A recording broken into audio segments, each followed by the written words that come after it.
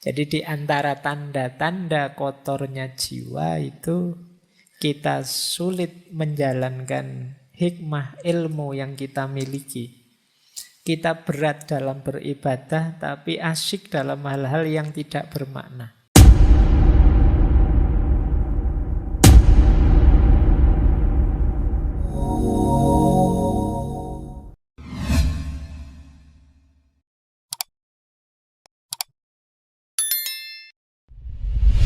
Menarik saya ambil dari Ihya.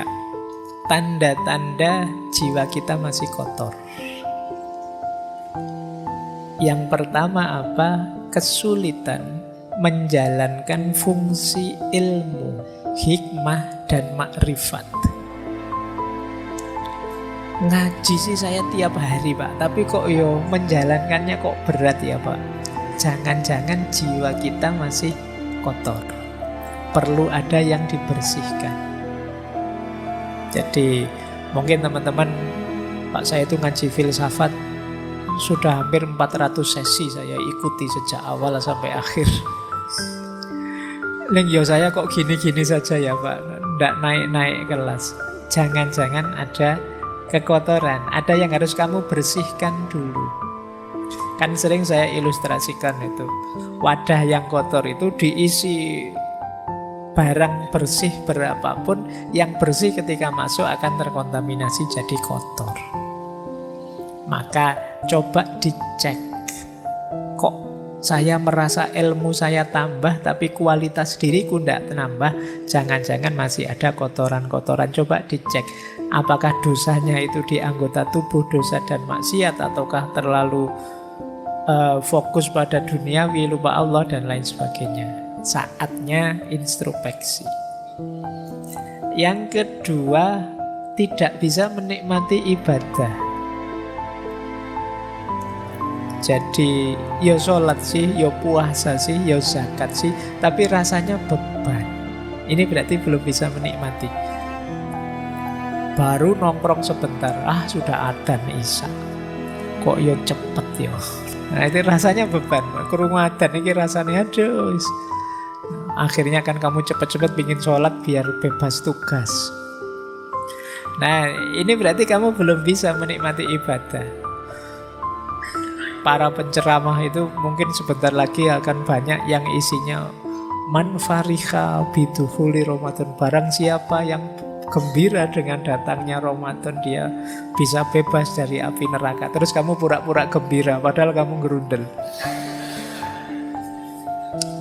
Besok tidak bisa makan siang-siang ini. Wah berat sekali nanti kuliahku. Asam lambungku bagaimana? Terus pokoknya kamu khawatirnya banyak, tidak ada gembira-gembiranya. Ibadah kok rasanya berat. Coba dicek, jangan-jangan ada sisi-sisi kotor yang harus dibersihkan. Entah di sisi yang mana. Dalam diri kita, teman-teman lebih tahu lah. Tidak usah cerita-cerita ke saya juga, nanti malu. Coba di muhasabai sendiri. Saya ada kekurangan di mana, ada kekotoran di mana. Kok ibadahku berat rasanya. Rasanya masih beban. Kemudian ada lagi yang ketiga, asik malahan sibuk dengan hal-hal yang tidak berarti, tidak ada maknanya. Nah, coba dihitung. Dalam sehari kesibukan kita yang memang urgent, penting, bermakna, bermanfaat berapa persen?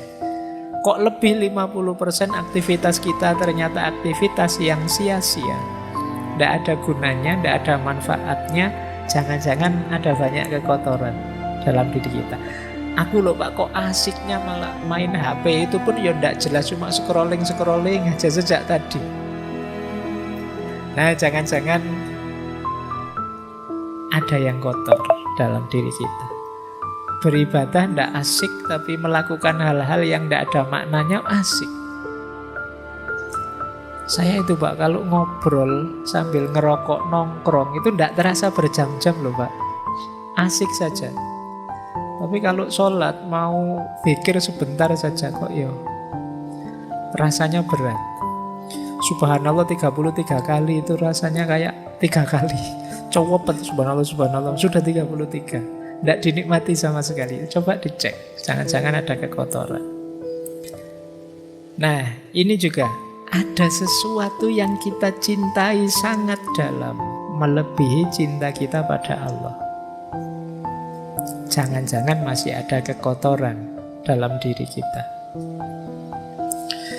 Kan biasa sebenarnya tiap orang itu punya ambisi, punya keinginan, punya cita-cita. Tapi rumusnya seperti saya bilang tadi, finalnya tetap harus Allah. Jadi Pak Opo tidak boleh mencintai sesama, mencintai yang kita cintai. Cintai saja, tapi jadikan cinta itu bagian dari cinta kita kepada Allah.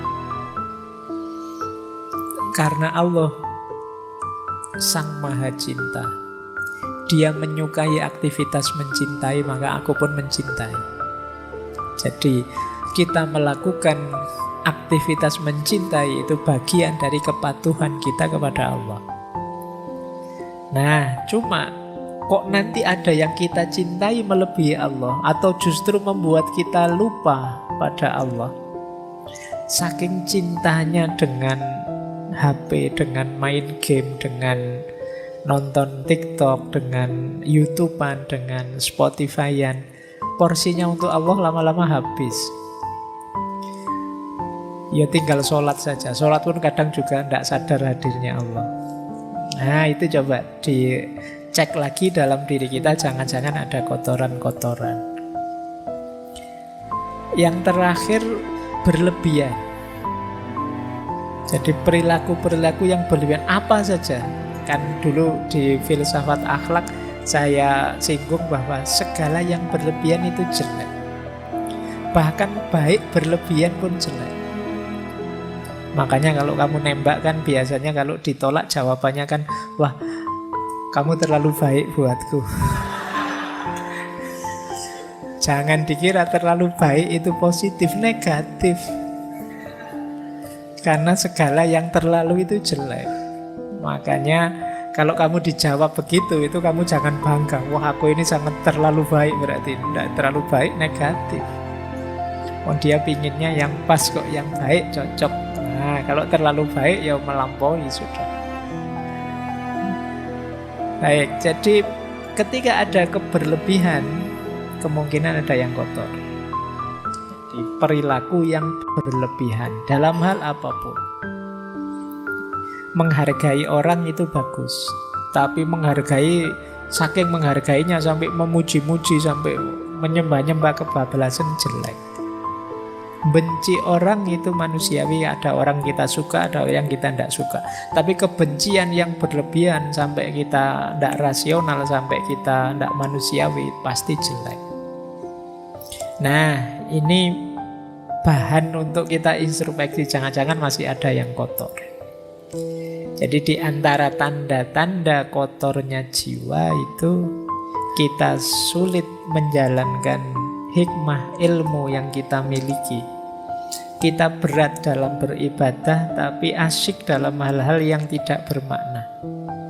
Ada yang selain Allah yang kita cintai sedemikian rupa, dan kita suka berlebihan dalam banyak hal. Nah, kalau ada gejala-gejala ini, ya ayo segera muhasabah.